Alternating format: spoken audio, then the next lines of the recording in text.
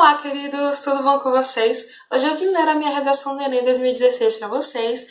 Tirei 940, vem comigo assistir esse vídeo. Algumas pessoas me pediram para falar aqui no canal como é que foi a minha redação, como é que eu escrevi, disponibilizar. Então eu preferi ler para vocês. Alguém me pediu semana passada, mas eu não anotei, me perdoe a desatenção. Então eu vou ler. Não sei se a redação aparecerá em algum lugar da tela. Se não aparecer, eu vou disponibilizá-la aqui embaixo. De qualquer forma, eu vou disponibilizar para vocês lerem.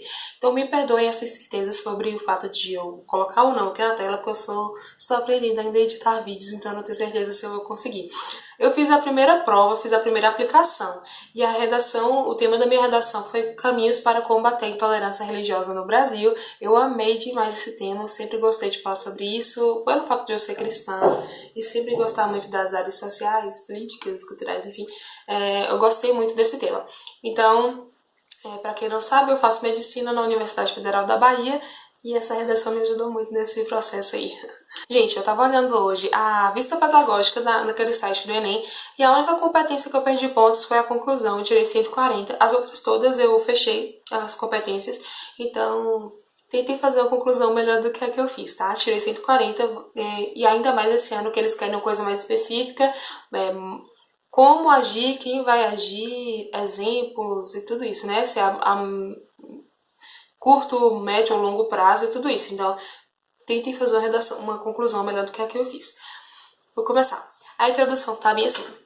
A intolerância religiosa no Brasil é fruto do darwinismo histórico-cultural instaurado nas terras ameríndias desde o início da colonização portuguesa. Sob um viés dicotômico, as práticas cultuais indígenas foram rechaçadas e tidas como pagãs em contraponto à supervalorização da cultura cristã metropolitana. A construção social brasileira, desde então, encontra uma pedra no meio do caminho, parafraseando Carlos Drummond de Andrade. A perspectiva narcisista de estranhamento ao que não é espelho construiu os muros da intolerância que cerceiam o avanço da pátria brasileira. Gente, não sei se vocês perceberam, fiz umas piadocas aí, fiz umas analogias, quis inserir o tema de alguma forma, e eu fiz aí uma analogia com o darwinismo e a seleção natural das espécies. No caso, eu coloquei dentro de um espectro histórico-cultural, e eu acho essa ideia bem legal, se você falar do darwinismo cultural, darwinismo histórico, darwinismo político, sobre o fato de existirem espécies que estão se sobressaindo, seja por privilégios previamente obtidos, ou seja por características físicas, sociais, de gênero, enfim, vocês podem inserir isso. Eu acho essa analogia bem legal, bem bacana. Falei sobre o viés dicotômico.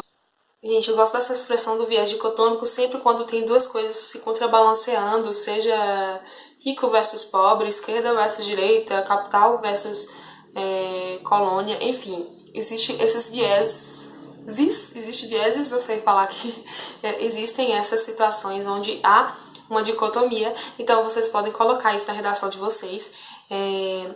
Também tem o maniqueísmo, né? O maniqueísmo é o contraponto entre bem e mal, essa visão dualista de bem e mal, você pode colocar isso também.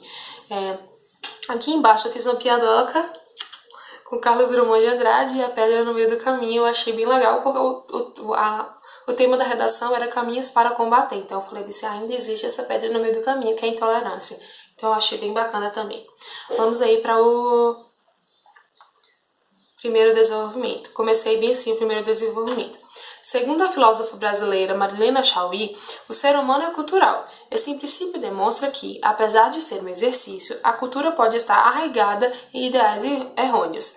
Diariamente são noticiados casos de intolerância com praticantes de religiões afro-brasileiras que são alvos de violência moral e física, revelando um lapso entre a legislação que assegura a liberdade de culto e a prática que cerceia a expressão religiosa. A discriminação desvelada evidencia uma forte influência etnocêntrica no Brasil, em que o respeito é resguardado aos iguais e o desrespeito aos que diferem do pré-estabelecido. Gente, essa frase de Marilena Chauí eu sempre incluo ela nas minhas redações porque eu acho ela bem emblemática. Marilena Chauí é uma filósofa brasileira contemporânea e ela diz que o ser humano é cultural. Isso você pode usar em qualquer redação, gente. Qualquer redação que envolver uma construção histórica, aí você pode falar disso, né? Mas claro que você tem que contextualizar isso. Não dá pra você colocar lá do nada, o ser humano é cultural e nunca mais tocar nesse assunto. Faça uma contextualização com esse tema. falei que, apesar do ser humano ser cultural, esse princípio demonstra que essa cultura pode ser uma coisa construída dentro de alicerces errôneos, de coisas que poderiam ser diferentes. Então, falei desses ideais errôneos da cultura brasileira, citei casos de intolerância com praticantes das religiões afro-brasileiras, que são alvos de violência física e moral. Falei também do lapso, lapso é essa quebra entre a legislação que assegura a liberdade de culto e a prática que cerceia a expressão religiosa. A gente pode fazer, é massa fazer essa comparação também, eu gosto sempre de fazer esse contraponto, vocês repararam, minha redação tem sempre esse contraponto entre a legislação e a prática. A legislação brasileira é praticamente perfeita e na prática existem muitas coisas diferentes, então o que você pode fazer? Você pode fazer esse contrabalanceamento do que acontece na legislação e do que acontece na prática. Isso pode ser incluído também em vários temas. Falei aí dessas coisas e falei da influência etnocêntrica do que a gente sempre foi acostumado dos brancos serem os ditadores da cultura,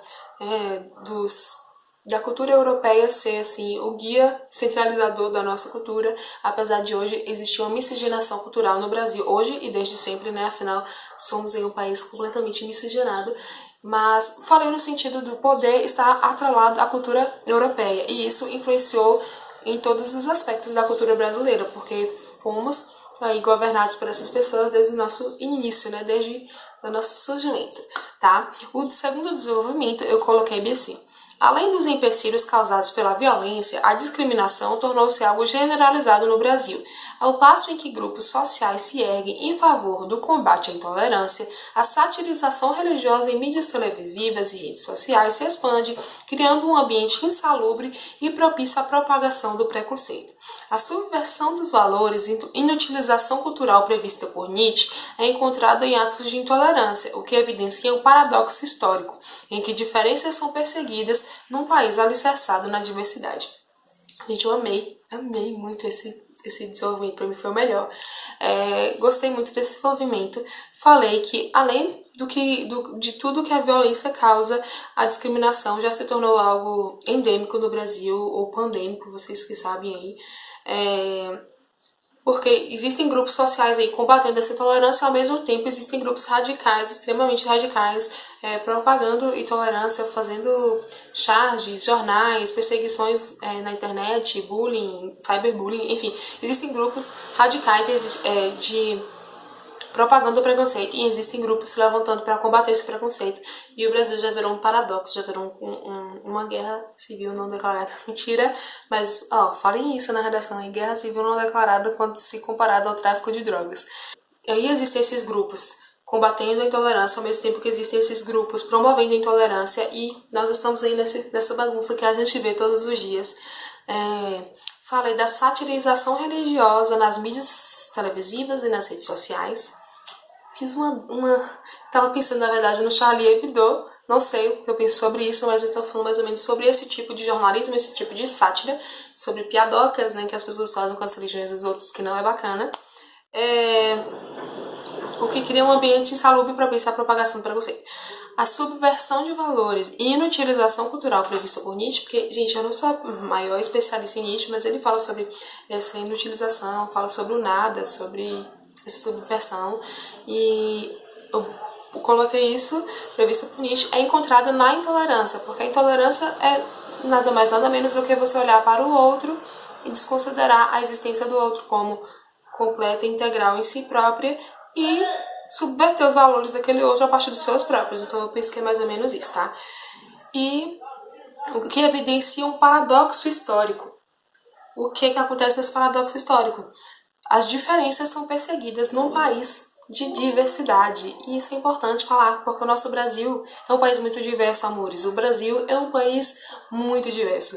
E é por isso que a gente precisa falar sobre isso nas redações. A gente não pode considerar só o nosso próprio ponto de vista e nem considerar só o ponto de vista do outro. Nós precisamos considerar que o Brasil é uma miscelânea de gente, de cultura, de religião, de pensamento político, de tudo, né? Então é bom falar isso na redação, nunca se esquecendo de que a cultura é algo positivo e que a diversidade é algo positivo.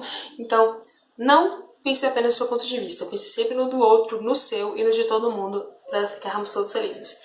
Aí chegamos na conclusão, que foi a minha tragédia. Se eu tivesse ido melhor nessa conclusão, provavelmente eu fecharia a redação, né? Porque eu só errei na conclusão. E vamos aí, o que eu falei na conclusão? Voltando ao tema, reparem na analogia que eu fiz. Ainda que no caminho da isonomia exista uma pedra, nele também existe a esperança da transformação. Para que a intolerância religiosa se torne uma página já escrita da história brasileira, faz-se necessário o incentivo governamental às campanhas nas mídias televisivas que objetivem propagar ideais de respeito e tolerância. Além disso, no que tange ao setor judiciário, é preciso que se haja com a maior severidade e aplicabilidade nas leis que dizem respeito à intolerância religiosa. Dessa forma, a laicidade do Estado será cumprida ao garantir o exercício do respeito às diferenças. Gente, não foi que ficou ruim, mas eu não exemplifiquei muito. Acho que eu poderia ter falado mais coisas, eu poderia ter exemplificado como é que isso aconteceria, poderia ter elaborado melhor. Gente, o que é isonomia? Isonomia é a igualdade de todos os cidadãos perante a lei. Então, ainda que no caminho da isonomia exista uma pedra, nele também existe a esperança da transformação. É sempre bom dar um ar de esperança no final da redação, porque se você acabar com uma redação de uma forma trágica, você vai estar fugindo um pouco da proposta do Enem, que é apresentar propostas de intervenção. Então, mesmo que para você não há esperanças e humores. Então, aí ainda, isso aqui é para que a intolerância religiosa se torne a página já escrita. Gente, eu gosto de fazer uma redação meio poética, tá? Não sei se vocês já repararam. Então, eu gosto de falar de cultura, eu gosto de fazer analogias aí bonitinhas, então, mas não é todo mundo que se acostuma com isso, então cuidado também com como é que vocês vão fazer isso, tá? Se vocês nunca foram acostumados, tentem ter bastante cuidado para escrever essas coisas na redação. Mas uma página já escrita da nossa história faz necessário incentivo governamental às campanhas nas mídias televisivas. Eu acho sempre importante falar de mídias televisivas, mídias sociais, porque são ambientes legais assim para viralização de notícias, viralização de campanhas, então falem disso. Falei também da maior aplicabilidade e fiscalização no setor judiciário, e só falei isso. E aí falei que a partir disso a laicidade do Estado será cumprida ao garantir o exercício do respeito às diferenças. Gente, essa foi a minha redação. Eu espero que vocês tenham gostado. Se vocês quiserem mais dicas, é só vocês me pedirem aqui. É uma pena que o Enem já tá chegando aí e eu só gravei poucos vídeos sobre redação. Mas podem perguntar aqui nos comentários que eu dou dica pra vocês, tá? Me perguntem lá no Instagram também, tá, gente? Eu tenho um Instagram, me sigam lá, que é Natália Cordeiro. Natália com 2 L's. Natália Cordeiro, sem H, viu? Natália Cordeiro lá. Podem me mandar direct ou então comentar nas minhas fotos as dúvidas que vocês tiverem. E é isso, gente. Eu espero que vocês tenham gostado desse vídeo. Ficou um pouquinho longo, mas é isso aí. Qualquer dúvida, qualquer coisa, aproveite para se inscrever aqui no canal, tá? Dá joinha, me perguntar coisas. Vou tentar gravar outros vídeos pra vocês. Eu tô gravando muito vídeo porque eu tô de férias, mas assim que as aulas começarem vai virar uma loucura isso aqui. Mas é isso, gente. Um beijo. Espero que vocês tenham gostado, tá? Fiquem com Deus e boa prova no Enem. Tchau!